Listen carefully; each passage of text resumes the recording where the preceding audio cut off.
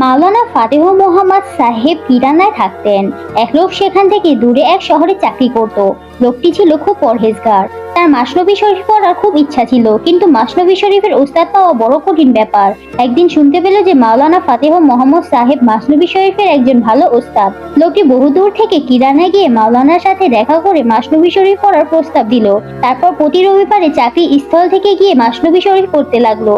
তারপর যখন চাকরি থেকে অবসরপ্রাপ্ত হলো, তখন স্থায়ীভাবে কিরানায় থেকে মাসনবী পড়ার ইচ্ছা প্রকাশ করলো। ওস্তাদ জিজ্ঞাসা করলেন, এখন তো তোমার চাকরিও নেই, উপার্জনও নেই, এখানে থাকলে আহার জুটবে কিভাবে? সে বলল, আল্লাহই খাওয়াবেন, না হয় তিনি প্রাণ নিয়ে নেবেন, কিন্তু আমি আজীবন মাসনবী শরীফ পড়ার চেষ্টা করে যাব। মাওলানা তার কথা শুনে আবেগে উৎফুল্ল হয়ে বলল, সত্যি ভাই, তুমি মাসনবী পড়ার উপযুক্ত। এই বলে তিনি লোকটিকে মাসনবী পড়ানো শুরু করলেন। ওই দিনই সেই মহল্লায় একটি লোক মারা গেল। সেখানকার নিয়ম ছিল মৃত লোকদের বাড়ি থেকে 40 দিন পর্যন্ত একজন দরিদ্র লোককে খাবার খাওয়াতে হবে।